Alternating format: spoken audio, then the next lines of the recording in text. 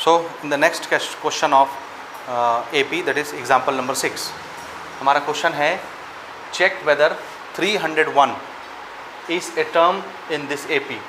ये already declare है कि ये क्या चीज़ है, ये AP है। डॉट्स लगाने का मतलब कहाँ तक जा रही है AP, इन्फिनिटी तक, बहुत लंबी AP है।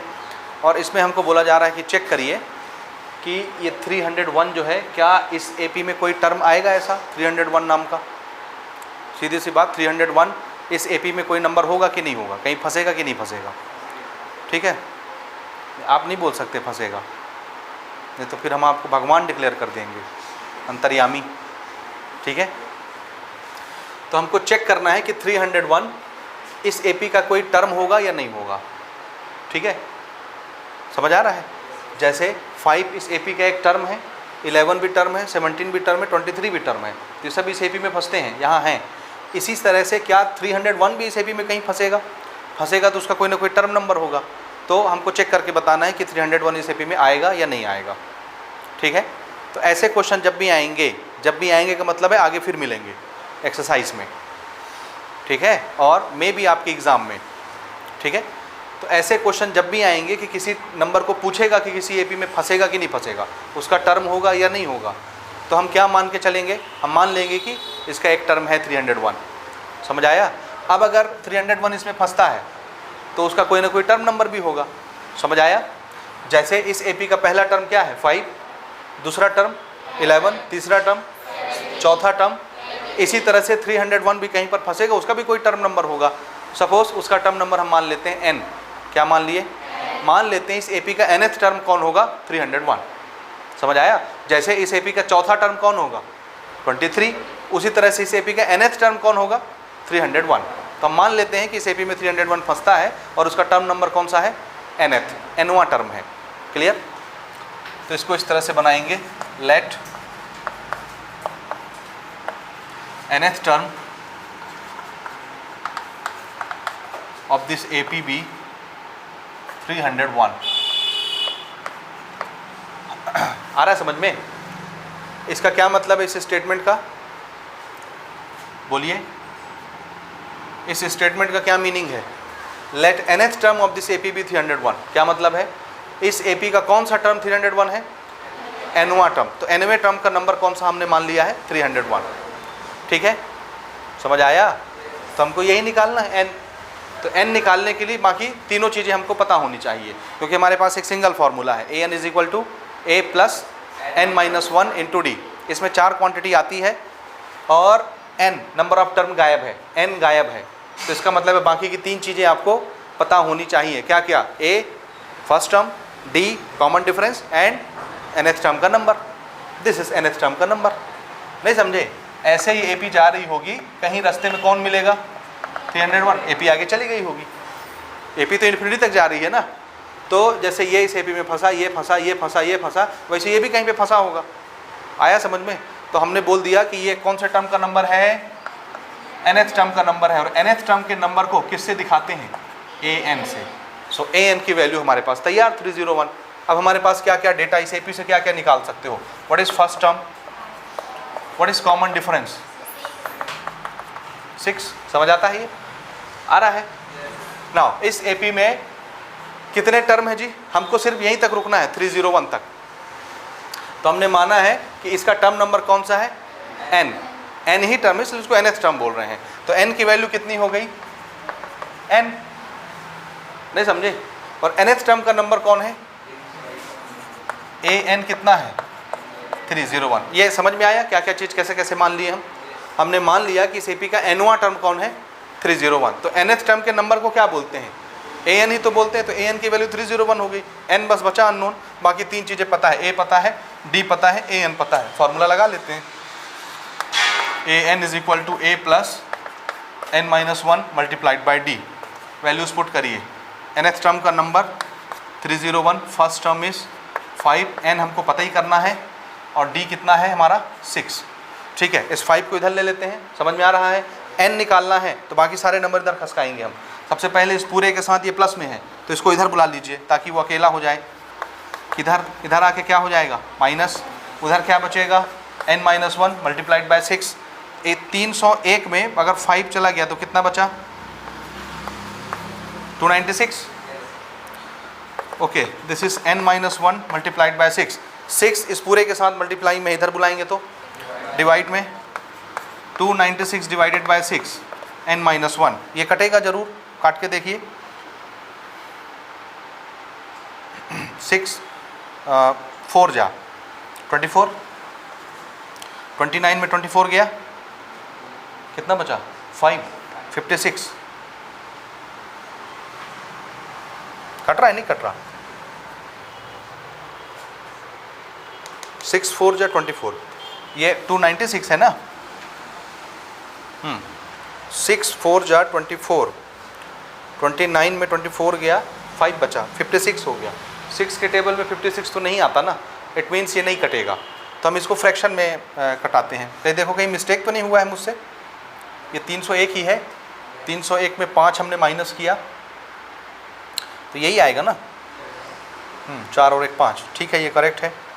5 इधर माइनस हुआ, 296 करेक्ट।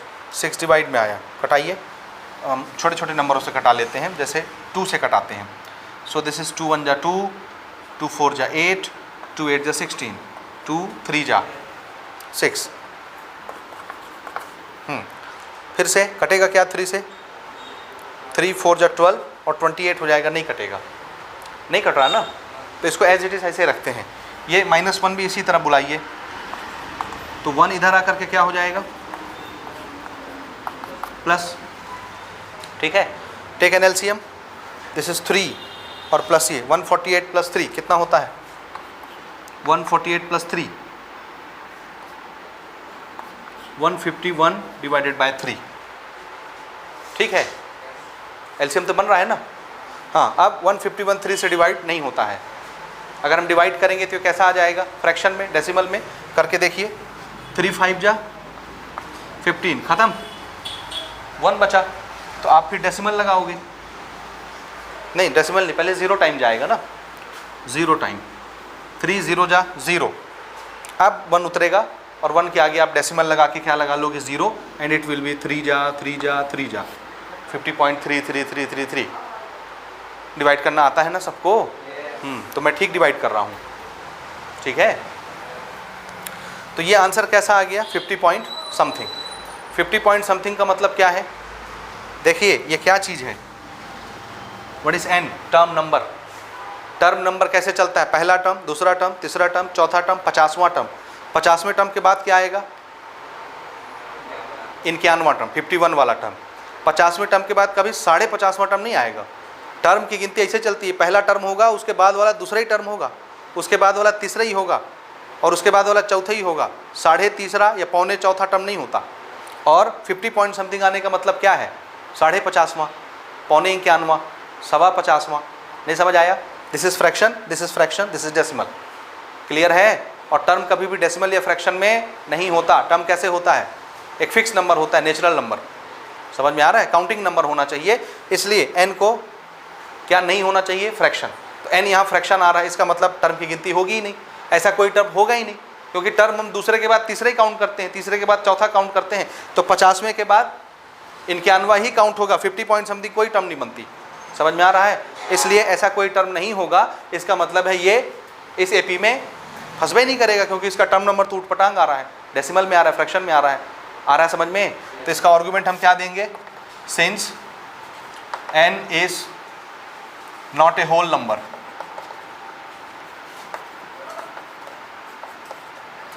therefore 301 is not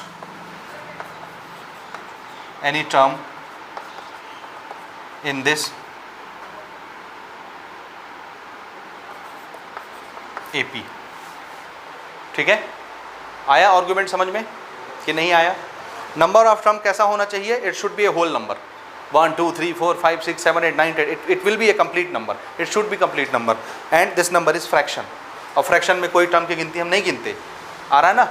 इसलिए 301 हमारे एपी में नहीं आएगा, कोई टर्म नहीं होगा इसका। क्लियर है?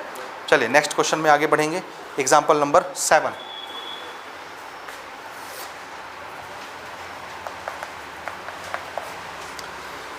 Okay, our question is there are 50 terms in an arithmetic progression. एक AP है, उस AP में कितने टर्म हैं? कुल कितने टर्म हैं? 50 टर्म. तो यहाँ पर नंबर ऑफ टर्म बता दिया गया है. नंबर ऑफ टर्म्स कितने हैं? 50 टर्म है एक AP के अंदर. Whose third term is 12 and the last term is 106. ध्यान से समझिएगा ना, ध्यान से समझिएगा. एक AP है, ये पहला टर्म, ये दूसरा टर्म, तीसरा टर्म कितना बताया जा रहा है? Third term is 12. और ऐसे करके ये आगे जाता है और क्वेश्चन बोलता है लास्ट टर्म 106 है. ये लास्ट टर्म बोलने का मतलब AP यहाँ खत्म हो जाती है, आगे नहीं जाएगी. ठीक है. Find the 29th term of this arithmetic progression. तो इस AP का 29th टर्म कौन सा होगा?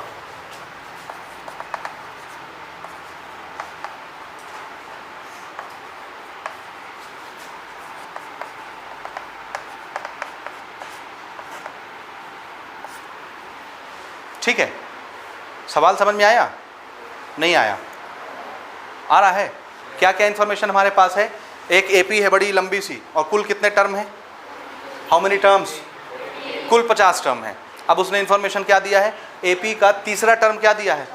12. और इसको क्या बोला है? Last term. This is last. अब थोड़ा सा दिमाग लगाते जाना है ना. ये थर्ड टर्म है. थर्ड टर्म को कैसे लिखते हैं अपन? A3 तीसरा टर्म, और ये लास्ट टर्म है. क्लियर है? क्लियर है? और हमसे कौन सा टर्म पूछा जा रहा है? 29th term. आप सब छोड़ छाड़ के जो चीज़ निकालनी है उस पर ध्यान लगाइए. कौन सा टर्म पूछा है? 29th term. कैसे निकालेंगे? हमारे पास AP का इकलौता फार्मूला है. अगर AP हमसे nth टर्म पूछता तो nth टर्म के नंबर को कैसे लिख के दिखाते? nth टर्म का नंबर कैसे लिखेंगे? जल्दी जल्दी. नहीं, मैं nth टर्म पूछ रहा हूँ. अगर एक AP में मैं आपसे पूछता nवां टर्म बताओ, तो nth टर्म के नंबर को कैसे लिखते आप? an. nth टर्म का नंबर an, चौथे टर्म का नंबर A4, 50वें टर्म का नंबर A50, A50. समझ आया? nth टर्म के नंबर को कैसे लिखते? an. और इस फॉर्मूले का एक्सपांशन कैसे होता है? यही होता है ना. तो अगर nवें टर्म का नंबर पूछा गया है तो यहाँ पे n दिखेगा. ठीक है? ठीक है? अरे इधर देखो, फिर आराम से लिखना, हड़बड़ाइए नहीं. अभी समझिए इसको. ये इस तरह बड़े मज़ेदार क्वेश्चन होते हैं, खाली ट्रिकी हैं घुमाने फिराने के लिए. दिमाग को पंचर कर देते हैं, फिर आप कंफ्यूज रहते हो कि कहाँ से क्या निकालें, कहाँ से शुरू करें, कहाँ ख़त्म करें. ठीक है? इसलिए समझिए. अगर मैं आपसे पूछता nवें टर्म का नंबर बताओ, nth टर्म का नंबर, तो आप कैसे लिखते? an. और an का एक्सपांशन, यही फार्मूला, सिंगल फार्मूला AP का हमारे पास है अभी तक. तो मुझसे पूछा गया है 29th टर्म का नंबर बताओ. तो जब आप nth टर्म को an लिखते हो तो 29th टर्म को कैसे लिखोगे? हाँ, फिर से बोलिए एक बार. A29. अब अगर nth टर्म का n यहाँ होता है तो फार्मूले में n यहाँ दिखता है. तो 29th टर्म अगर है तो यहाँ क्या दिखेगा? 29. तो यहाँ क्या लिखना है मुझे? ऐसा. तो ठीक है, ये तो नोन नंबर हो गया 29. तो फिर इसको निकालने के लिए घट क्या क्या रहा है मेरे को? एक कौन घटा? ये. और एक क्या घटा? डी. कितनी चीज़ें घट रही हैं ये निकालने के लिए? ये और ये. क्योंकि 29th टर्म का नंबर बोला है तो n की जगह तो 29 आएगा, ये फिक्स है.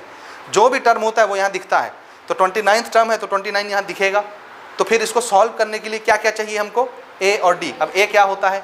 फर्स्ट टर्म गायब है, नहीं पता. D क्या चीज़ है? Common difference. जब तक दो लगातार टर्म ना बताई जाए आप D नहीं निकाल सकते. आगे वाले टर्म से पीछे वाले को माइनस करते हैं तब D आता है. तो हम लोग यहाँ फंस गए. A और D चाहिए तभी 29th टर्म आएगा, और नहीं तो नहीं आएगा. मेरी बात समझ आ रही है आपको या नहीं आ रही है? तो हमको कितनी चीज़ चाहिए? कितनी क्वांटिटी गायब है? 2 क्वांटिटी. अब 2 अननोन क्वांटिटी है. 2 अननोन क्वांटिटी को सॉल्व करने के लिए कितने इक्वेशन लगते हैं? ये फिर से हम वहीं आ गए, linear equation in 2 variable. Chapter number 2 mathematics, class 10th CG board. क्या समझे आप? कितनी चीज़ें गायब हैं? तो हमारे क्वेश्चन में, हमारे सिचुएशन में 2 अननोन क्वांटिटी है. एक A फॉर एप्पल, एक D फॉर डॉग. 2 चीज़ें गायब है, फर्स्ट टर्म और कॉमन डिफरेंस. अब हमको 2 चीज़ें निकालनी है. तो 2 चीज़ें निकालनी है तो कितने इक्वेशन लगेंगे? 2 इक्वेशन. हमेशा याद रखिए, जितनी अननोन क्वांटिटी होती है उतने इक्वेशन लगते हैं उसको सॉल्व करने के लिए. एक अननोन क्वांटिटी होती तो एक इक्वेशन से सॉल्व हो जाता। दो अननोन क्वांटिटी है, कितनी इक्वेशन लगेगी? दो ठो इक्वेशन लगेगी। दो इक्वेशन दो अननोन क्वांटिटी का कैसा होता है? लीनियर इक्वेशन इन टू वेरिएबल होता है। दो अननोन क्वांटिटी एक्स और वाई, कितने इक्वेशन लगेंगे? दो। तो पहले इक्वेशन में भी एक्स वाई आएगा, दूसरे में भी एक्स वाई आएगा। और ये कौन सा इक्वेशन है? लीनियर इक्वेशन इन टू वेरिएबल। आपको आता है सॉल्व करना कि नहीं आता? आप कितने मेथड जानते हैं लीनियर इक्वेशन इन टू वेरिएबल सॉल्व करने के? 4 method. Number 1 graphical method, number 2 substitution method, number 3 elimination method, number 4 cross multiplication method, जो हमारे स्कोप में नहीं है सिलेबस में। तो एटलीस्ट 3 तो हमको आता है ना, और उसमें भी 2 तो बड़े कॉमन है, सब्स्टिट्यूशन और एलिमिनेशन। तो एक चीज़ पहले माइंड सेट करिए, देखिए मुझे निकालना क्या है और मेरे पास क्या क्या डाटा अवेलेबल है। तो आंसर है 29 टर्म बोला है, तो मैं नंबर ऑफ टर्म तो जानता हूँ, n की जगह 29 आएगा, तो मैं फंसूंगा a और d के लिए। 2 चीज़ें गायब हैं, 2 अननोन क्वांटिटी है, तो सॉल्व करने के लिए 2 इक्वेशन लगेंगे। अब हमको 2 ठो इक्वेशन बनाना है। अब 2 इक्वेशन बनाने के लिए ना क्वेश्चन 2 ठो कहानी सुनाएगा आपको, 2 कंडीशन देगा। अब उस 2 कंडीशन को पहचानिए, एक एक कंडीशन से एक एक इक्वेशन बनेगा, दोनों सॉल्व होंगे, a और d की वैल्यू आएगी, यहाँ पे हम रखेंगे, सॉल्व करेंगे, 29 टर्म आ जाएगा। समझ आया? तो मुझे a और d चाहिए, 2 अननोन क्वांटिटी है, कितने इक्वेशन लगेंगे? 2 इक्वेशन कहाँ से आएंगे? तो आंसर है क्वेश्चन आपको 2 ठो स्टोरी सुनाएगा, 2 कंडीशन बताएगा, 2 सिचुएशन बताएगा, जैसे लीनियर इक्वेशन में होता था। याद आया? तो यहाँ पे देखिए क्या स्टोरी बताई जा रही है। एक क्या दिया है आपको? तीसरे टर्म का नंबर। तीसरे टर्म का नंबर तो मालूम है ना, A3। तो जिस तरह आप nth टर्म के नंबर को ऐसे लिखते हो, 29 टर्म के नंबर को ऐसे लिखने वाले हो, तो तीसरे टर्म के नंबर को क्या लिख सकते हो? A3 is equal to A plus A3। कैसे लिखोगे? एक्सपांड कैसे करोगे? A plus 3 minus 1D। Simple सी चीज, तीसरे टर्म का नंबर है तो 3 माइनस 1D। नहीं समझे? और ये क्या दिया है? Last term. और क्वेश्चन ने बोला क्या टर्म है टोटल? तो एक एपी में 50 टर्म है, तो लास्ट टर्म कौन सा टर्म हुआ? कौन सा? नहीं, एक एपी में 50 टो टर्म है, तो आखिरी वाला टर्म कौन सा टर्म हुआ? 50वां टर्म हुआ। इसका मतलब है क्वेश्चन ने इसको लास्ट टर्म बोला है, तो ये कौन सा टर्म हो गया? 50वां टर्म। इसके टर्म की गिनती कितनी हो गई? 50। तो ये वाला जो नंबर है, इस नंबर को मैं क्या बोलूँगा? A50। तो आपको A3 मालूम है, आपको A50 मालूम है। कितनी चीज़ मालूम है? 2 चीज़ें। तो ये एक कंडीशन बताया क्वेश्चन ने, यहाँ से एक इक्वेशन बनेगा जिसमें क्या क्या फंसेंगे? A और D। ये दूसरा कंडीशन बताया क्वेश्चन ने, यहाँ से दूसरा इक्वेशन बनेगा जिसमें क्या क्या फंसेंगे? A और D। तो यहाँ से एक इक्वेशन बनेगा, यहाँ से एक इक्वेशन बनेगा। दोनों इक्वेशन को जब हम सॉल्व करेंगे तो हमको क्या मिलेगा? A और D। नहीं समझे? जब वो A और D निकल जाएंगे तब आप इसमें पुट करोगे और आपको 29 टर्म का नंबर मिलेगा। आया बात समझ में? शुरू करें? तो समझ गए पिक्चर? तो कहाँ से शुरू करना है हमको? यहाँ से। अच्छा, इसमें हम A और D ज़बरदस्ती घुसाएंगे, क्योंकि 29 टर्म का नंबर निकालने के लिए A और D चाहिए। A क्या होता है? First term. D क्या होता है? Common difference. तो हम मान लेते हैं इस AP का फर्स्ट टर्म A होगा और कॉमन डिफरेंस D होगा, क्योंकि उसको इन्वॉल्व करना है ना।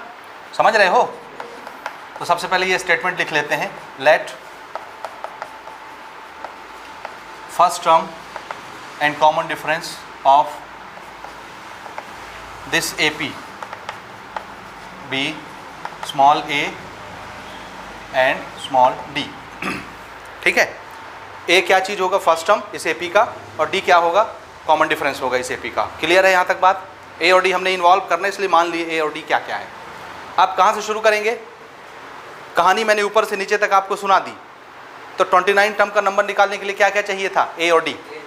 A और D 2 अननोन क्वांटिटी है, 2 इक्वेशन लगेंगे सॉल्व करने के लिए। और 2 इक्वेशन कहाँ से आएंगे? 2 कंडीशन से। एक कंडीशन ये है, दूसरा कंडीशन ये है।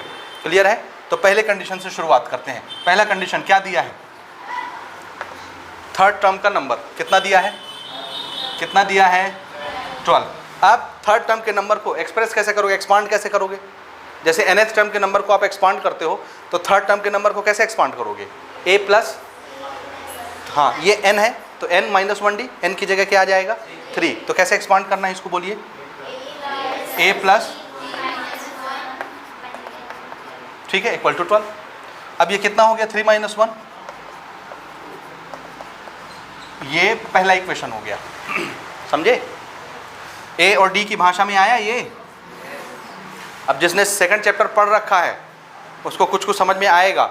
ये x है, ये y है। A और D भूल जाइए, A की जगह क्या सोचिए? x, और डी की जगह क्या सोचिए y, this is x plus 2y is equal to 12। याद आया? लीनियर इक्वेशन है 2 वेरिएबल। ठीक, ये एक कंडीशन से बनाया हमने इससे।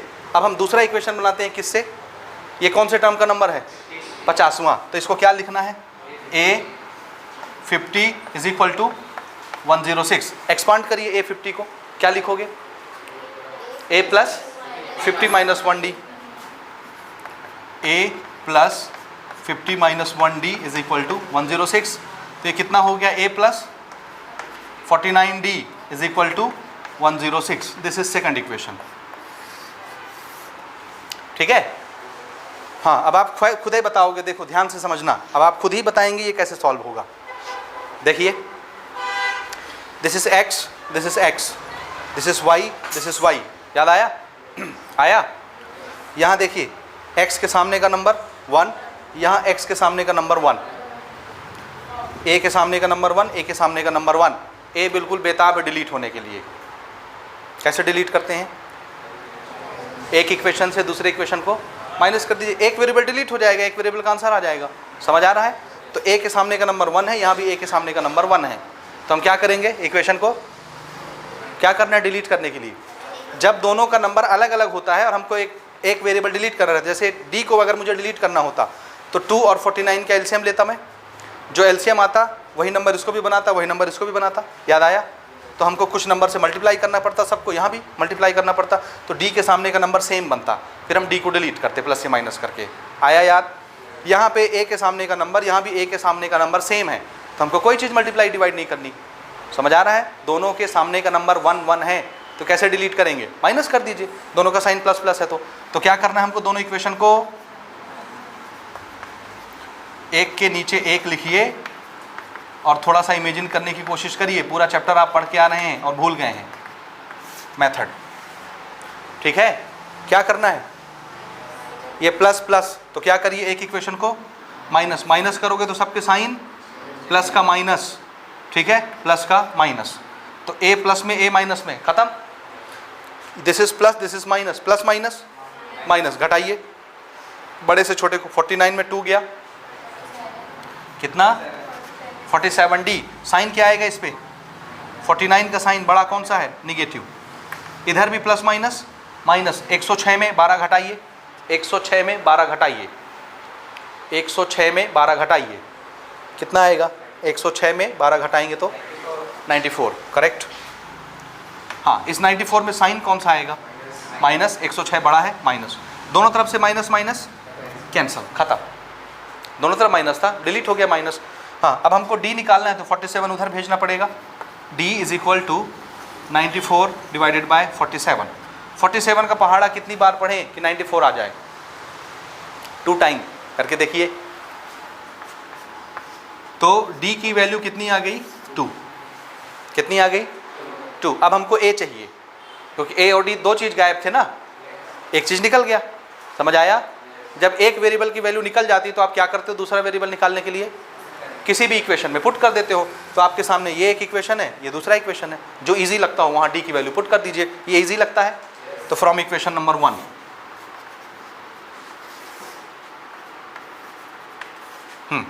दिस इज a प्लस 2 और d की जगह कितना रखना है? 2 is equal to 12। a plus 4 is equal to 12। a is equal to 12 minus 4। a is equal to 8। a for apple कितना मिला? मिल गया, a भी मिल गया, d भी मिल गया। अब हम क्या निकाल सकते हैं? क्या था हमारा अल्टीमेट क्वेश्चन? 29th टर्म का नंबर।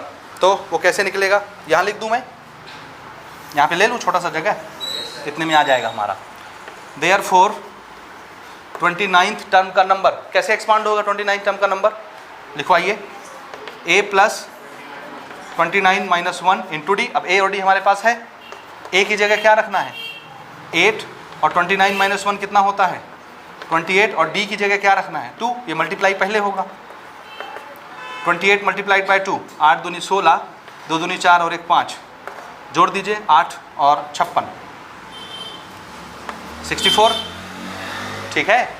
तो 29th टर्म का नंबर कितना आ गया? 64। तो उस AP के 29th टर्म का नंबर कितना होगा? 64 होगा। This is answer. मैच करिए बुक से। हो गया? हाँ, नोट करिए, जहाँ डाउट है वहाँ पूछ सकते हैं। इसके बाद हम लेते हैं ट्राई दीज का क्वेश्चन, जो हमारे पेज नंबर 106 में है।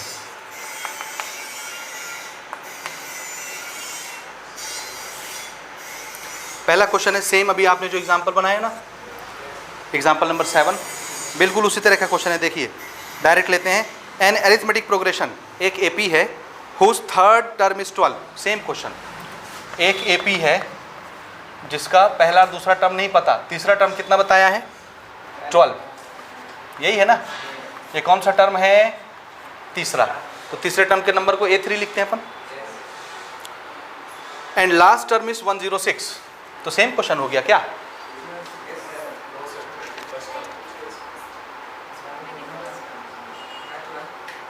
है? नहीं, एपी की बात कर रहा हूं मैं। उसका भी थर्ड टर्म 12 दिया था और लास्ट टर्म 106। इसमें भी लास्ट टर्म कितना बोला है? 106। तो क्वेश्चन तो सेम हो गया लगभग। और कितने टर्म बोले थे? एग्जाम्पल 7 में भी 50 टर्म, और इसमें भी क्या बोला है? इस एपी में कुल 50 टर्म है, तो आखिरी टर्म यही हुआ। तो ये कौन सा टर्म हो गया? 50वें टर्म का नंबर। अब हमसे यहाँ क्या पूछा जा रहा है? Find the 21st term of the AP. 21st, और एग्जाम्पल 7 में क्या पूछा था? 29। सेम क्वेश्चन है, क्या आपसे बनेगा? 21st टर्म क्या करना है सबसे पहले? देखिए 21st टर्म ध्यान से समझिए, ऐसे लिखोगे ना A21 और एक्सपांड करोगे तो A प्लस, यानी A प्लस 20D, यही आया ना? तो ये निकालने के लिए क्या घट रहा है? A और D। कितनी अननोन क्वांटिटी है? 2। तो कितने इक्वेशन लगेंगे? 2 इक्वेशन। तो कितनी कहानी सुनाएगा क्वेश्चन? 2 कंडीशन बताएगा, एक कंडीशन से एक इक्वेशन, दूसरे कंडीशन से दूसरा equation. This is first condition, this is second condition. समझ आया? अब क्या करना है? वो मान लोगे ना, let first term and common difference be small a and d। ठीक है, चलेगा? एक एपी का पहला टर्म और कॉमन डिफरेंस a और d है। शुरू करें। तीसरे टर्म का नंबर कैसे लिखोगे? a plus 3 minus 1d। Correct है? ठीक है? या और इसको इक्वेशन के फॉर्मेट में लगाते हैं ना। देखिए तीसरे टर्म का नंबर कितना दिया हुआ है? 12। ठीक है? थर्ड टर्म के नंबर को कैसे एक्सपांड करोगे? a plus 3 minus 1d is equal to 12। कितना हो गया ये? a plus 2d is equal to 12। This is first equation. ठीक है? समझ आ रहा है? और ये क्या दिया है? 50वें टर्म का नंबर कैसे लिखोगे? a 50 is equal to 106। 50वें टर्म के नंबर को कैसे एक्सपांड करोगे? a प्लस, डायरेक्ट लिख दो 50 माइनस 1 यानी 49d। समझ में आ रहा है? This is second equation. This is 2 equation, linear equation in 2 variables. क्या करना है? सब्ट्रैक्ट, जैसे अभी आप कर रहे थे। d की वैल्यू 2 आएगी। एग्जाम्पल 7 वाला ही है ना, same to same. Therefore a plus 2d is equal to 12, a plus 49d is equal to 106। Minus करोगे, माइनस माइनस, ये कट जाएगा, ये बचेगा 47d and this will be 94d minus. तो d is equal to 94 upon 47 यानी 2। और किसी भी इक्वेशन में रख के निकालोगे a कितना आएगा? मैं पहला इक्वेशन ले लेता हूँ, ये वाला।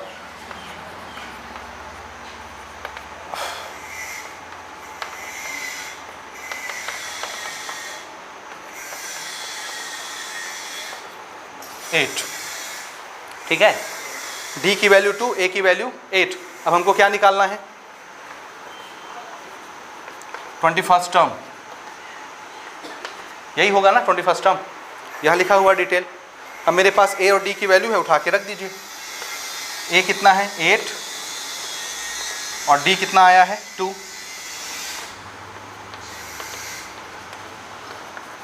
कितना आ गया? 21st term 48।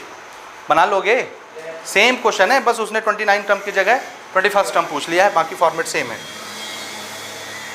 सेकंड क्वेश्चन पे आते हैं इसके।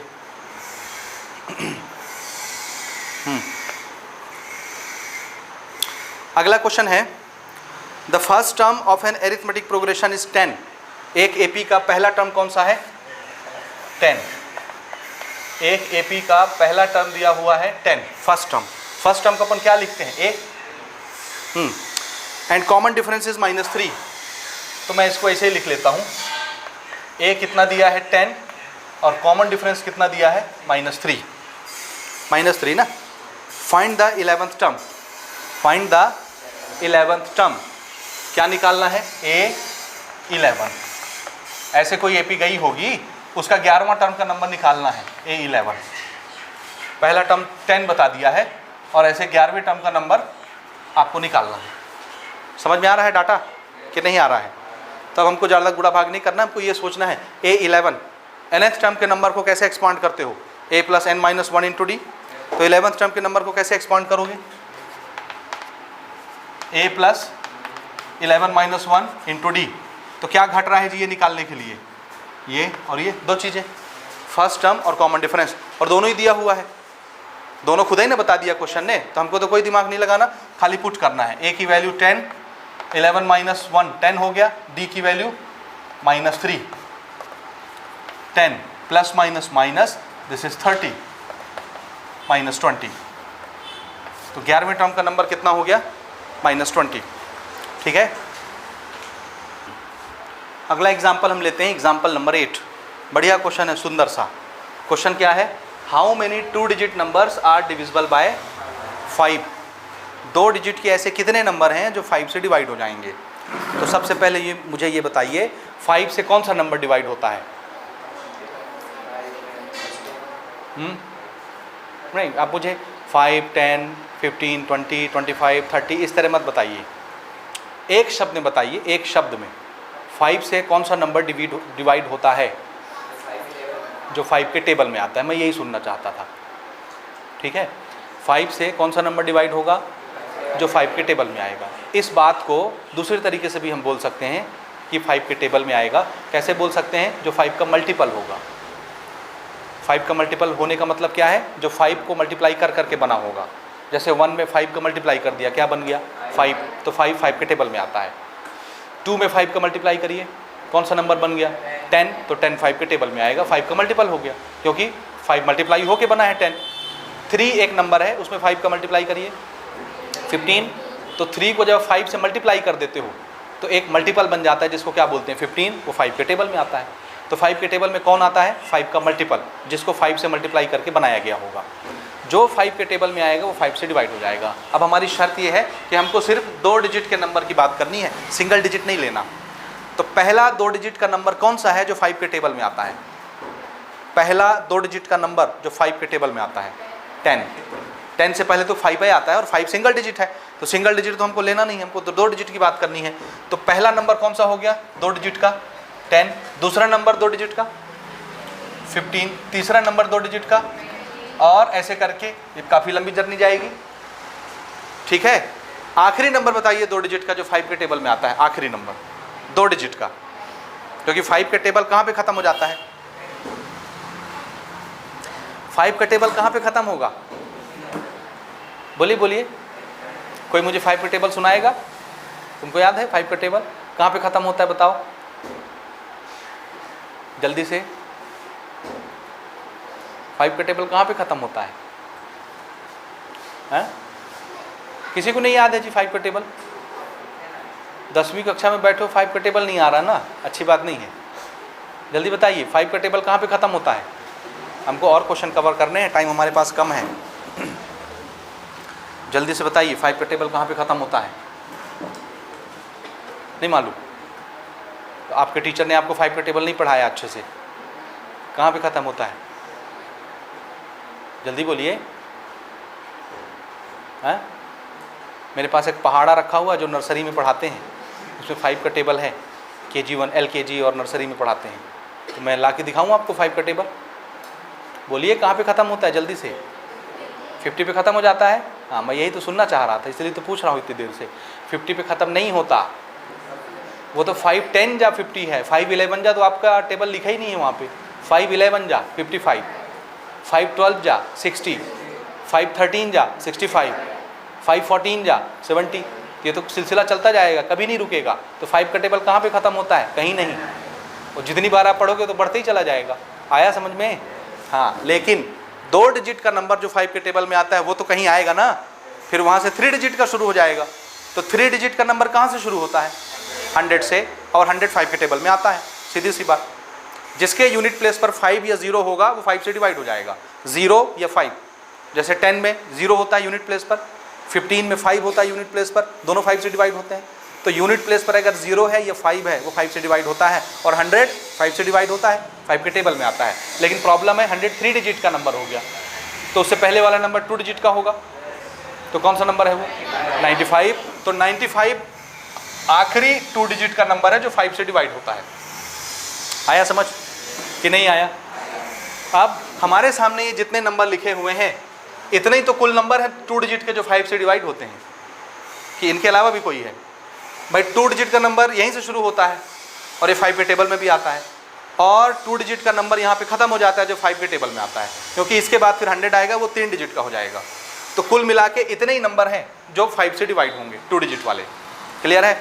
अब ये कैट हो नंबर है, क्वेश्चन ये पूछ रहा है how many 2 digit numbers are divisible by 5। कितने 2 डिजिट के नंबर हैं जो 5 से डिवाइड होते हैं? आपके सामने सारे नंबर लिखे हैं, लेकिन बीच वाले नंबर गायब हैं ताकि आप काउंट ना कर पाएँ। समझ आया? आया नहीं आया? आया। आप फिर से देखिए, क्या ये AP है? चेक करिए। क्यों AP है? क्योंकि हर जगह डिफरेंस क्या है? 5 5 5 5 5। That's because this is AC, AP ना, नॉट AC। AC तो अल्टरनेटिंग करंट हो जाएगा या AC हमारा एयर कंडीशनर हो जाएगा, AP बोलेंगे, है ना? तो ये AP है ना, है ना? हाँ, so this is AP। I am declaring this is AP। Now क्या क्या निकाला जा सकता है AP के इंफॉर्मेशन में से? सबसे पहले पहला टर्म क्या है? 10। Common difference 5। ठीक है, और हमसे क्या पूछा गया है? कैट हो नंबर हैं ये, शुरू से लेके लास्ट तक सारे नंबर यहीं लिखे हुए हैं। इतने ही 2 डिजिट के नंबर हैं जो 5 से डिवाइड होते हैं। ठीक है? ठीक है? तो कितने नंबर हैं? तो हमने बोल दिया nth नंबर है, n। कैट हो नंबर है n। अब ये बताइए, यहाँ पे तो AP खत्म हो जाती है, यहाँ से AP आगे जाती नहीं, और मैं इसमें बोलता हूँ इसमें n नंबर है, n नंबर, n टर्म। तो बताइए इस AP में कुल कितने टर्म हुए? n term. an का है को? an तो नंबर होता है ना। नहीं समझे मेरी बात? अभी हमसे पूछा जा रहा है ये कैट हो नंबर है, तो आंसर है एक नंबर एक टर्म को दिखाता है। यहाँ पे ये एक टर्म, दूसरा टर्म, तीसरा टर्म, चौथा टर्म, पांचवा टर्म, ऐसे हर नंबर एक टर्म को दिखाता है। तो हमने बोल दिया इस AP में कितने टर्म है? n term. तो जितने टर्म होंगे उतने तो नंबर होंगे। नहीं समझे? जितने टर्म इस AP में होंगे उतने ही तो नंबर होंगे 5 से डिवाइड होने वाले। ठीक है? हमने बोला इसमें n टर्म है, कितने टर्म? या अगर मैं इसमें बोलता ये 20 टर्म है, इस AP में कितने टर्म है? 20। तो कैट हो नंबर है जो 5 से डिवाइड होते हैं। इस AP में 20 टर्म है और ये 20 में नंबर में खत्म हो जाता है, आगे जाता नहीं। तो कुल कैट हो नंबर हुए? जितने टर्म उतने नंबर, 20 ठो नंबर हुए। तो 5 से कितने नंबर डिवाइड होते हैं? 20 नंबर, 20 ठो नंबर। आया समझ? नहीं आया? तो हमने बोला इस AP में कितने टर्म है? n term. तो nवां टर्म कौन सा होगा? एक AP में 20 टर्म है, तो 20वां टर्म कौन सा होगा? नहीं पता, और आप 4 क्वेश्चन बना के आ रहे हैं इसी तरह के। एक AP में 20 ठो टर्म है, तो 20वां टर्म कौन सा होगा? लास्ट वाला, और लास्ट वाला नंबर हमको दिख रहा है। इस AP में n टर्म है, तो nवां टर्म कौन सा होगा? लास्ट वाला। सो इसका टर्म नंबर पता चल गया क्या? n, और nth टर्म का जो नंबर होता है उसको क्या बोलते हैं? an। तो इस नंबर को an लिखना, an की वैल्यू मिल गई, और n इसका टर्म नंबर है, वही तो गायब है। तो क्या क्या चीज़ इन्वॉल्व हुई? a मिल गया, d मिल गया, an कितना है? 95, और हमको क्या निकालना है? उसका टर्म नंबर। तो a आया, d आया, an आया, n आया। इन चारों से मिलके कौन सा फॉर्मूला बनता है? वही जो इकलौता है हमारे पास। नहीं समझे? खाली समझने का, सोच बूझ का बस हेर फेर है, और कुछ नहीं है। लगना यही फॉर्मूला है, बस आपको सोचना है कैसे लगना है, कहाँ लगना है, किसको क्या मानना है। क्लियर हुआ? चलिए पुट करिए वैल्यूज। an की value 95, a for Apple 10, n तो हमको निकालना है, d फॉर डॉग 5। ये 10 इधर माइनस हो जाएगा। ये कितना बचा? 85। 5 मल्टीप्लाई में है, इधर डिवाइड में आ जाएगा। डिवाइड करिए, 5 1 जा 5, 5 से 1 जा 35, 1 इधर आके प्लस हो जाएगा। तो n की वैल्यू कितनी मिल गई? 18। अब n हमने किसको माना था? क्या माना था? इस AP में कैट हो टर्म है n, तो इसका मतलब है कैट हो टर्म है 18 टर्म। अब एक एपी में 18 टर्म हैं, कितने? एक एपी में 18 टर्म है और 18वें टर्म के बाद एपी खत्म हो जाती है, समझ आया? तो इसका टर्म नंबर कौन सा निकला? 18वां, है ना? और ये लास्ट टर्म है क्योंकि इसके बाद 2 डिजिट का नंबर नहीं है। तो इस एपी में कैथो नंबर हो गए, कैथो नंबर हुए 18। तो कुल कैथो 2 डिजिट के नंबर हैं जो 5 से डिवाइड होते हैं 18। समझ में आया? Therefore there are 18 2 digit numbers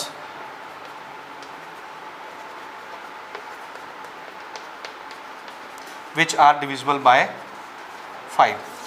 ये हमारा कंक्लूजन है, ठीक है? अगले क्वेश्चन में चलें। अगला हमारा क्वेश्चन है एग्जाम्पल नंबर 9। हमारा क्वेश्चन है ज्योति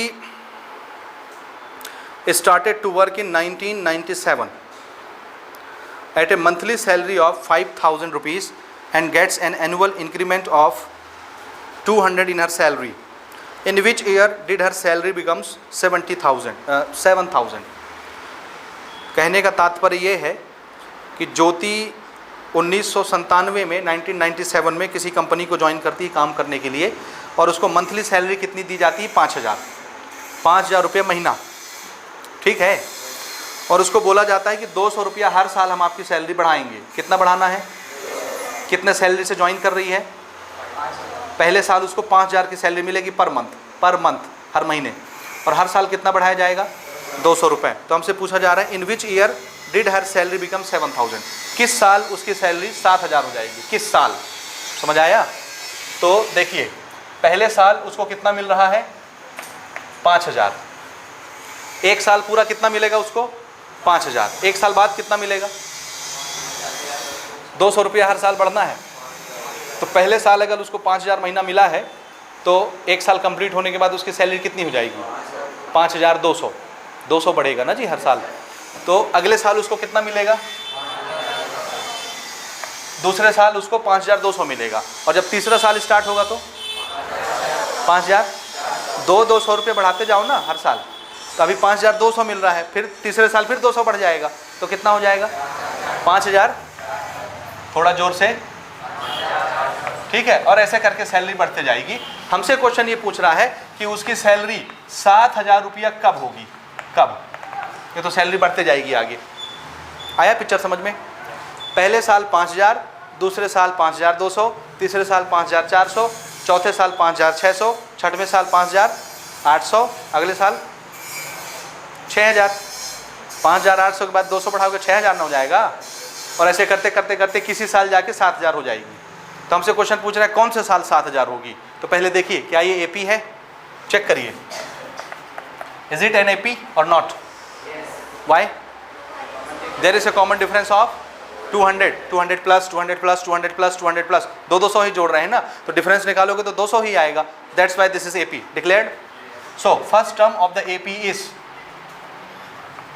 5,000। What is the common difference? Direct लिख दूं 200? समझ में आता है कि नहीं आ रहा? आ रहा। हमसे क्वेश्चन पूछ रहा है 7,000 किस साल मिलेगा? यहाँ जितने नंबर लिखे हैं सब नंबर एक एक साल को रिप्रेजेंट करते हैं। पहले साल में ये, दूसरे साल में ये, तीसरे साल में ये, चौथे साल में ये, पांचवें साल में ये, एक एक साल को रिप्रेजेंट करते हैं, यानी एक एक टर्म को रिप्रेजेंट करते हैं। जितने टर्म उतने साल, जितने साल उतने टर्म। समझ आया कि नहीं आया? तो 7,000 उसको कौन से साल मिलेगा? कौन से टर्म का नंबर 7,000 होगा? हाँ, नहीं पता है तो क्या मान लेंगे? nth टर्म का नंबर। तो हमने मान लिया भैया nth टर्म का नंबर क्या है? 7,000। और nth टर्म के नंबर को क्या बोला जाता है? an की वैल्यू 7,000। आया समझ कि नहीं आया? आया। हमने मान लिया nवें साल उसका सैलरी कितना हो जाएगा? 7,000 हो जाएगा। nवां साल, nth टर्म। तो nth टर्म के नंबर को क्या बोलना है? an। तो an की वैल्यू 7,000 हो गई। n हमको निकालना है, a और d दिया हुआ है। समझ रहे हो भावनाओं को? और हमको n निकालना है। ये चलिए शुरू हो जाए। 4 चीजें आई। फॉर्मूला क्या बना?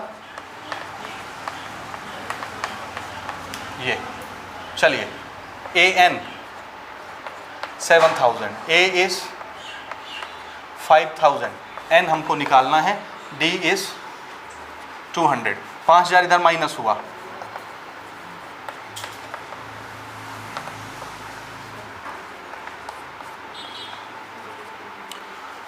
कितना बचेगा ये 2000, 200 इसके साथ मल्टीप्लाई में इधर बुला लेते हैं नीचे, 2 जीरो कैंसिल, और ये 10 बचा ना,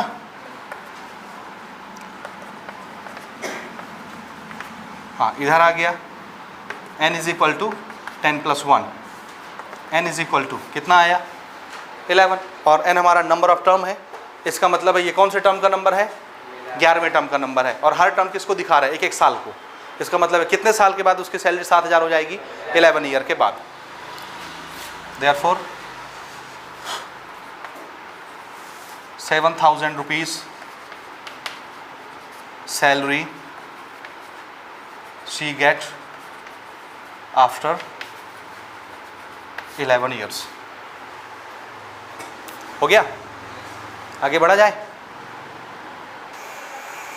हाँ जी, last example before exercise number 1, that is example number 10। हमारा क्वेश्चन है, if in an arithmetic progression किसी एपी में the pth term is q and the qth term is p, then find the mth term. क्या क्या बोला है, एक AP है, उस एपी का pth टर्म कितना बताया है, q, pth टर्म का नंबर q है, and qth term is p, qth term का नंबर है p, तो आपको mth टर्म बताना है, mth टर्म। ठीक है, समझे नहीं समझे, समझे, हाँ। तो ये एपी कैसी होगी,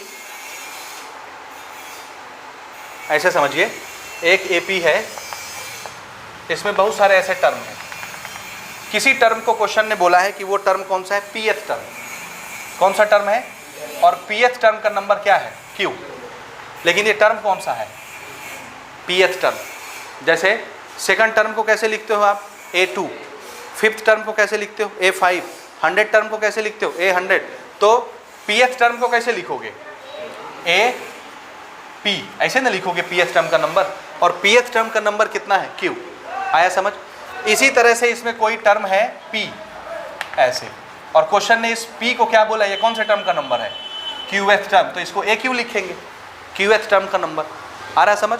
और हमसे क्वेश्चन बोल रहा है कि आपको ना भैया mth टर्म बताना है। यहाँ मान लो ये कोई नंबर है, इसको क्या बोल दिया हम, ये कौन से टर्म का नंबर है, mth टर्म का नंबर है, ये नंबर आपको बताना है। जैसे pth टर्म का नंबर q है, qth टर्म का नंबर p है, उसी तरह से mth टर्म का नंबर भी कुछ होगा, वो आप बताओ क्या होगा। समझे नहीं समझे, नहीं समझे, ये ABCD PQR समझ नहीं आ रहा भाषा, ये तो हम शुरू से डिस्कस कर रहे हैं इसी को, कैसे पूछेगा क्वेश्चन आगे चल के आपसे। जब हमको कोई टर्म का नंबर नहीं बताना होता तो ऐसे ही बताते हैं, ये pth टर्म है, qth टर्म है, mth टर्म है, rth टर्म है, sh टर्म है, tth टर्म है, ऐसे ना बताएंगे।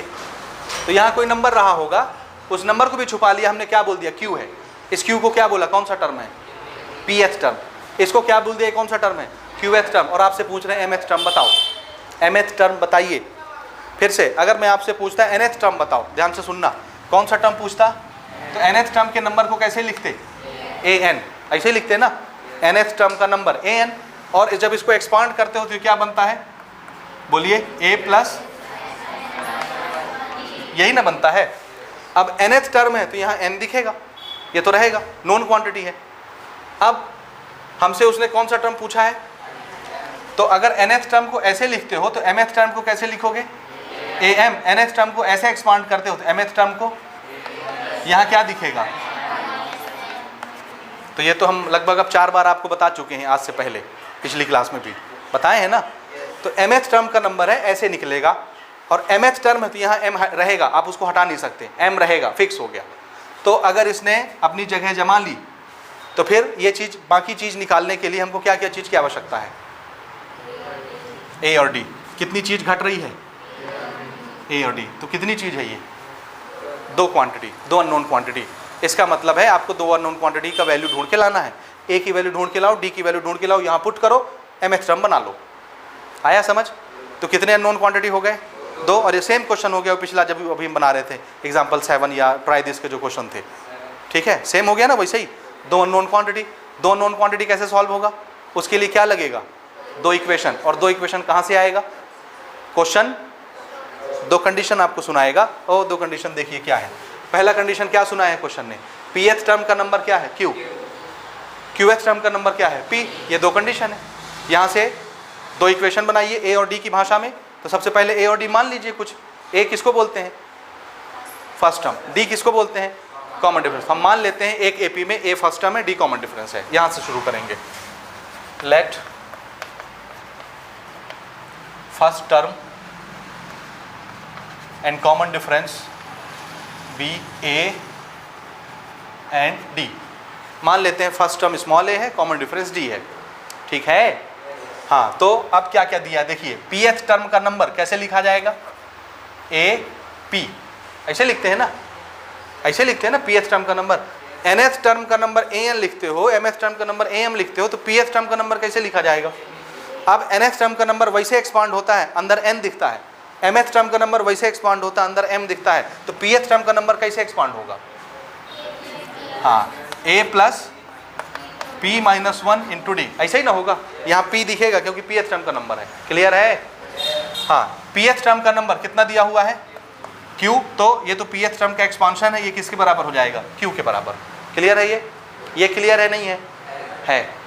अगेन देखिए, ये तो हमने एक डाटा निकाला, this is equation number 1। Second data is what, qth term का नंबर कैसे लिखा जाएगा, a q कितना दिया है qth टर्म का नंबर p, जब हम इसको एक्सपांड करेंगे तो कैसे लिखेंगे, a प्लस बोलो q माइनस 1 इंटू डी। ये चीज़ समझ में नहीं आ रही क्या आपके, कैसे एक्सपांड कर रहे हैं, अपने एरिथमेटिक प्रोग्रेशन के फॉर्मूले से एक्सपांड कर रहे हैं। तो qth टर्म का नंबर ऐसे एक्सपांड होगा, and this is equal to p, this is second equation, and this is linear equation in 2 variables. ये 2 इक्वेशन, a का सामने का नंबर 1 है, यहाँ भी 1 है, एलिमिनेशन लग जाएगा, a डिलीट हो जाएगा। क्या करना है, प्लस की माइनस, माइनस किसी को किसी से भी माइनस कर दीजिए, जिसको आपका दिल करे उससे माइनस करिए। तो किसको किससे माइनस करना पसंद करेंगे आप, p minus Q, q minus p की p माइनस क्यू, ठीक है। इक्वेशन 1 से सेकंड को माइनस कर दूं, देखिए सब्ट्रैक्ट इक्वेशन एंड 2, 1 एंड 2। तो पहले पहला इक्वेशन लिखते हैं और इसके नीचे दूसरा इक्वेशन, ठीक है। ये समझ आया, माइनस करते हैं, माइनस करेंगे तो सबके साइन, ये प्लस है माइनस हो जाएगा, ये प्लस है माइनस हो गया, ये प्लस है माइनस हो गया, क्लियर। ये तो कट जाएगा a और a प्लस माइनस में, खत्म। ये चीज़ प्लस में है, ये चीज़ माइनस में है, लिख दें, लिखूं, हाँ इधर देखिए, फिर लिखिएगा आराम से। पहले मुझे लिखते हुए देख लो मैं किसको कैसे लिख रहा हूँ, फिर आप, मैं जब लिखता हूँ तो आप अपनी कॉपी में देखते हैं, और जब मैं लिख के आगे निकल जाता हूँ फिर आप यहाँ सोचते रह जाते हो कि कैसे क्या लिख के कहाँ चले गए। ऐसा ही होता है ना, मैं यहाँ लिख के आगे चला जाऊँगा और फिर आप सर उठा के इसको देखेंगे और फिर आप सोचेंगे ये कहाँ से आ गया, कैसे लिख दिए। जब मैं यहाँ दिखा रहा हूँ तब आप देखोगे नहीं, इसलिए पहले यहाँ देखो फिर आराम से बनाना। ये हमारा आखिरी एग्जाम्पल है आज का, पहले देखिए फिर लिखिएगा। ये कट गया, ये प्लस में और ये माइनस में, इसको पूरे को लिख रहा हूँ मैं, ध्यान से देखना। p minus 1 multiplied by D, plus में साइन क्या है इसका प्लस, अब मैं इसको लिख रहा हूँ, इसका साइन क्या है minus, q minus 1 multiplied by D, ठीक है। इस इक्वल टू इसका साइन प्लस, इसका साइन माइनस, ये हमने माइनस कर दिया। ये चीज़ समझ आया आपको। अब यहाँ देखिए, इसमें d है, इसमें भी d है, दोनों टर्म में d है, d कॉमन निकाल लेते हैं। d हमारा कॉमन आया, बताइए यहाँ क्या बचा, p माइनस 1, ये माइनस, और माइनस के बाद 2 टर्म है इसलिए ब्रैकेट लगा है, लगा है, तो ये रहा ब्रैकेट q माइनस 1, d तो बाहर निकल चुका है, उधर क्या बचा q माइनस p, ठीक है। यहाँ तक कोई समस्या, पक्का ना, हाँ जी। अब हम ये ब्रैकेट ओपन करेंगे अंदर वाला, p minus 1 minus plus minus q, अरे आराम से देखो, लिखो मत, छोड़ दो, पहले समझो। इतना रेस लगा है क्या लिखने का, परेशान हो एकदम लिखने के लिए। ये कहीं चला जाएगा क्या, उड़ जाएगा अभी। वो पेन जो नहीं आता है लिखने वाला, लिखो थोड़ी देर में उड़ जाता है, गायब हो जाता है। ये वो बोर्ड नहीं है, वो चौक नहीं है, ये रहेगा जब तक आप चाहेंगे तब तक, ठीक है। हाँ, ये हम ब्रैकेट ये वाला ओपन कर रहे हैं, minus plus minus Q, minus minus plus 1, खत्म। उस पार है q माइनस पी, ठीक है। यहाँ देखो कुछ कटता है क्या, -1 + 1 कैंसल, तो यहाँ पे क्या बचा, p माइनस क्यू, और उधर क्या बचा, q माइनस पी। हमको क्या निकालना है, क्या चीज़ अननोन था mth टर्म निकालने के लिए, a और d, और यहाँ क्या दिख रहा है, d। तो आप d की वैल्यू निकालोगे क्योंकि a और d ही बस चाहिए, तो यहाँ से d की वैल्यू आएगी। तो d अगर निकालना है तो ये चीज़ उधर भेजिए, ये पूरी चीज़ d के साथ कैसे है, मल्टीप्लाई में, तो उधर जाएगी तो डिवाइड में। So d is equal to q minus P divided by p minus Q. यहाँ तक समझे आप, ये p माइनस क्यू नीचे चला गया, यहाँ ऐसे नीचे आ गया, ऊपर में q माइनस पी और नीचे में ये वाला जाएगा p माइनस क्यू। क्लियर है ये, लेकिन दोनों देखो q p दोनों में है, एक में q माइनस पी है और दूसरे में p माइनस क्यू है, गड़बड़ है ना। तो अगर मैं ऐसा करूं कि किसी एक में से ऊपर या नीचे कहीं से भी माइनस साइन कॉमन ले लूं, क्या करूं, माइनस साइन कॉमन लूंगा तो क्या होगा, साइन चेंज हो जाएगा, माइनस के कारण तो सबका साइन चेंज होता है ना। तो अगर मैं माइनस साइन निकाल लूं या माइनस साइन मल्टीप्लाई करा दूं, एक ही बात होता है।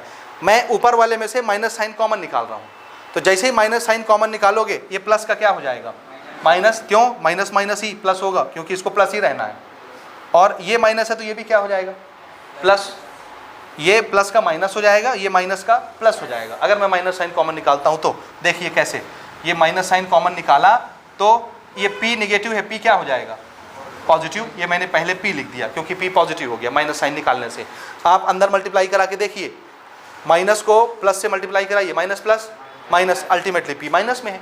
समझ आया, q का साइन कैसा है, पॉजिटिव, माइनस साइन कॉमन निकालने से कैसा हो जाएगा, निगेटिव। इस माइनस को अंदर मल्टीप्लाई करा के देखिए, minus minus plus, q plus में है। आया तरीका समझ। डिवाइडेड बाय क्या चीज़ है, सेम नंबर कट गया, क्या बचा, जीरो। काहे को बचेगा, 2 डिवाइडेड बाय 2 जीरो होता है क्या, 1। Same number divided by same number is how much, 1। तो ये भी कट के क्या बना, 1। तो d की वैल्यू कितनी आई, -1, सामने माइनस भी तो है, ठीक है। This is how the value of d is calculated. आया समझ में, यहाँ तक नहीं आया। अभी आपको एक वेरिएबल मिला है d, अब आपको दूसरा चाहिए a। d आपने निकाल लिया, a चाहिए, तब आप क्या करेंगे, d की वैल्यू किसी भी इक्वेशन में 1 में या 2 में पुट करेंगे। तो हम 1 उठा लें, किसी में भी पुट कर सकते हैं, हम 1 में पुट करते हैं। Put d is equal to -1 in equation number 1। Equation 1 क्या है, a plus p minus 1 into d is equal to q, ठीक है। आ रहा है समझ में, यहाँ तक। अरे मत लिखो भैया, मुझे देखो पहले, क्यों हड़बड़ा रहे हो, मेरे कहने के बाद भी मत लिखिए ना, क्यों परेशान है, समझ लीजिए। ऐसे क्वेश्चन एक्सरसाइज में आएंगे फिर आप पागल होंगे, आपसे बनेगा नहीं। समझो तो पहले मैं क्या समझा रहा हूँ। मैं अब क्या निकालने जा रहा हूँ, a की वैल्यू। d मिल चुका है, d की वैल्यू इक्वेशन 1 या 2 कहीं भी रख के मैं d की जगह d को पुट करके a निकालने वाला हूँ, a की वैल्यू, क्योंकि d मिल चुका है, a बस घट रहा है वहाँ पुट करने के लिए। तो एक मैं निकालने के लिए किस इक्वेशन का चुनाव कर रहा हूँ, 1 का। d की जगह d की वैल्यू पुट करूंगा, ये रहा d, तो d की जगह कितना रखना है, -1। ऐसे रखोगे ना, ये बगैर ब्रैकेट का रखोगे तो ऐसा लगेगा इसमें से 1 माइनस हो रहा है, जबकि इसमें d क्या हो रहा है, मल्टीप्लाई ना है। और अगर आपने इसको बगैर ब्रैकेट का रखा तो मतलब क्या होगा, इसमें से ये माइनस हो रहा है, जबकि दोनों मल्टीप्लाई में है। तो मल्टीप्लाई दिखाने के लिए ऐसे ब्रैकेट लगाएंगे। आया समझ, इज इक्वल टू q, ठीक है यहाँ तक। हाँ, अब देखिए ये दो चीज क्या हो रही थी, प्लस माइनस मल्टीप्लाई, क्या, इन दोनों को देखो ना, यही चीज है, ये और ये मल्टीप्लाई ना हो रहा है। और मल्टीप्लाई में साइन का क्या होता है, देखिए इसका साइन क्या है, प्लस, इसका साइन क्या है, minus. Plus minus ultimately minus हो गया ये। तो देखिए a प्लस ये क्या हो गया, यहाँ पे माइनस हुआ, p -1। और अब यहाँ 1 लिखूँ कि नहीं लिखूँ, क्योंकि उसका माइनस साइन हमने इसके साथ मिला के माइनस कर लिया है। 1 लिखने की जरूरत है क्या, आप नहीं है, ख़त्म। Is equal to q। मुझे किसकी वैल्यू निकालनी है, a की। तो अब हम ये ब्रैकेट खोले बिना, आप चाहें तो खोल सकते हैं, चाहे तो नहीं खोलें। हमको a चाहिए, a बचा लेते हैं, इस पूरे को उधर भेज देते हैं। ये पूरा a के साथ कैसे है, माइनस में, उधर जाएगा प्लस में। ठीक है, A इज इक्वल टू, उधर कौन है, Q, और ये पूरी चीज इधर माइनस में उधर जाके प्लस में, तो ये पूरी चीज ऐसे आ गई प्लस में। ठीक है, कोई डाउट है? अब प्लस साइन से किसी का साइन तो बदलता नहीं, तो हम अब इसको बगैर ब्रैकेट के भी लिख सकते हैं, Q प्लस P माइनस 1, या इसको ऐसे भी लिख सकते हैं P plus Q minus 1। Q का साइन भी प्लस है, P का साइन भी प्लस है, तो किसी को भी पहले और बाद लिख सकते हैं। ये 1 का साइन नेगेटिव है, 1 का साइन नेगेटिव है। क्लियर है? ये किस चीज़ की वैल्यू आ गई? So value of A is P plus Q minus 1, ये A की वैल्यू है। ठीक है, हो गया? तो हमको D कितना मिला? D is minus 1। ठीक है, A कितना मिल गया? P plus Q minus 1। D की वैल्यू, A की वैल्यू मेरे पास है, मैं क्या निकाल सकता हूँ? mth टर्म का नंबर। समझ आया? पुट करूँ? देयरफॉर mth टर्म का नंबर क्या होगा? A plus m minus 1 into D. A की वैल्यू चाहिए, D की वैल्यू चाहिए, पुट करिए, क्योंकि दोनों की वैल्यू हमारे पास अब है। ठीक है, A कितना है? A की जगह P प्लस Q माइनस 1, ये किसकी जगह रखा मैंने? इस A की जगह। फिर क्या है? Plus bracket m minus 1। D की जगह क्या रखना है? माइनस 1। अच्छा, D इसके साथ मल्टीप्लाई में है, तो आप कभी भी ऐसे नहीं लिखोगे, नहीं तो क्या हो जाएगा, इसके साथ D माइनस में दिखेगा। दोनों मल्टीप्लाई में होते हैं, तो इसको कैसे लिखना है? अब इसका साइन पॉजिटिव, इसका साइन नेगेटिव, प्लस माइनस, तो वो साइन यहीं पे दिखा दो लगा के लगातार। समझ में आया? तो ये क्या बन जाएगा? P प्लस Q माइनस 1, और ये साइन अब क्या होगा इन दोनों के कारण? Minus m minus 1 into 1। अब वो 1 लिखो मत लिखो कोई फर्क नहीं पड़ता, क्योंकि ये चीज़ 1 से मल्टीप्लाई होकर यही चीज़ रहेगी। अब हम ये माइनस के कारण इसका साइन चेंज होगा, तो हम ब्रैकेट ओपन करेंगे साइन बदलने के लिए। हाँ, minus plus minus m, minus minus plus 1, खत्म, क्योंकि 1 से इसका मल्टीप्लाई होकर यही चीज़ रहे वो, तो 1 हट गया, लिखो मत लिखो कोई फर्क नहीं पड़ता। तो इस 1 को आप चाहें तो छोड़ सकते हैं। ठीक है? नहीं समझे? समझ गए? जो चीज़ कटता है कटाइए। ये माइनस 1 प्लस 1 खत्म, क्या चीज़ बचा? P plus Q minus M, this is mth term का नंबर। चेक करिए आंसर बुक में।